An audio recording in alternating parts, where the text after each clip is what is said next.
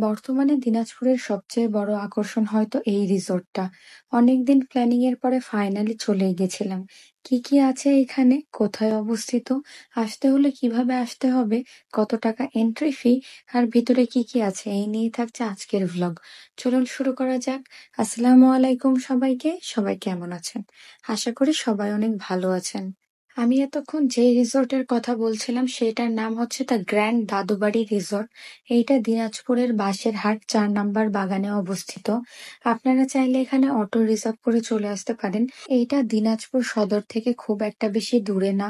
হাজী মোহাম্মদ দানিশ বিশ্ববিদ্যালয়ের পাশ দিয়ে যেতে হয়। আর খুব বেশি টাইম লাগেনি আমাদের, আমরা চলে এসেছিলাম। এরপরে নেমে তো আয়াজের সাথে ঢুকছিলাম। আয়াজ অনেক বেশি খুশি ছিল।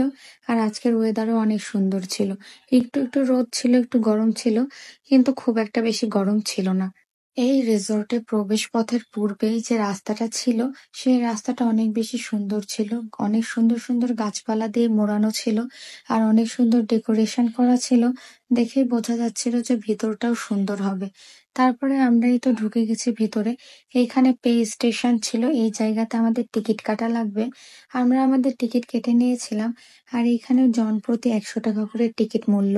আর যদি আপনারা সুইমিং পুল বুক দিতে চান তাহলে সেটার আলাদা হিসাব আছে। এখানকার সিকিউরিটি সিস্টেম অনেক বেশি আপডেটেড ছিল। তারপরে ভিতরে ঢোকার পরেই দেখলাম মাঝখানে একটা লেকের মতো করে দেওয়া আছে, আর দুই দিকে রাস্তা করা, ডানে আর বামে। তো আমরা প্রথমেই ভাবলাম বাম থেকে শুরু করি। এই দিকটা ছিল ডান দিক। এরপরে আমরা ডান দিকে না যেয়ে বাম দিক থেকে শুরু করেছিলাম। রাস্তার দুই ধারেই অনেক সুন্দর সুন্দর গাছ লাগানো ছিল, আর ডেকোরেশন করা ছিল। আর এই যে লেকের কথা বলেছিলাম, এইখানে দেখলাম অনেক সুন্দর বোট রাখা আছে। বোটে করে ছোট বাচ্চা আবার অনেকে বড়রাও বসে আছে। এই বোটগুলা মেইনলি ছোট বাচ্চাদের জন্য করা। আর আপনি যদি এখানে উঠতে চান তাহলে আপনাকে ১০০ টাকা দিয়ে একটা টিকিট করা লাগবে। আমি ফার্স্টে ভেবেছিলাম আমিও বোটে উঠবো আয়েশকে নিয়ে, তারপরে শুনলাম পানির নাকি গভীরতা অনেক বেশি। তো আমি যেহেতু সাঁতার পারি না, তাই আয়েশকে নিয়ে তো ওঠার কোনো প্রশ্নই ওঠে না এখানে। আমরা যে মেন রাস্তাটা দিয়ে হেঁটে যাচ্ছিলাম তার হাতের ডানে বামে দুই দিকে সুন্দর করে গাছপালা আর ইউনিক ডেকোরেশন করা ছিল, যেখানে আপনি অনেক সুন্দর ছবি তুলতে পারবেন চাইলেই।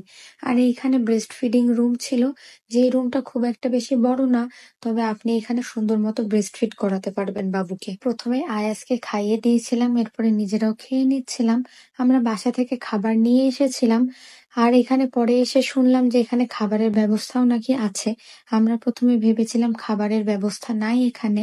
তারপরে খাওয়া দাওয়া শেষ করে আমরা আবার একটু ঘুরে বেড়াচ্ছিলাম, ছবি তুলছিলাম। আর এই সময় হুট করে রোদ একটু বেড়ে যাওয়ায় আয়াজের গরম লাগা শুরু হয়, তাই ও একটু খিটমিট করছিল।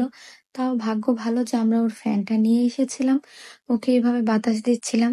আমাদের ঘুরে বেড়ানো মোটামুটি শেষ। এরপরে আমরা যাব আমাদের সুইমিং পুলে, আমাদের সেখানে বুক দেওয়া ছিল। এটা আপনারা নেক্সট ভিডিওতে দেখতে পাবেন। আজকের জন্য আল্লাহ হাফেজ।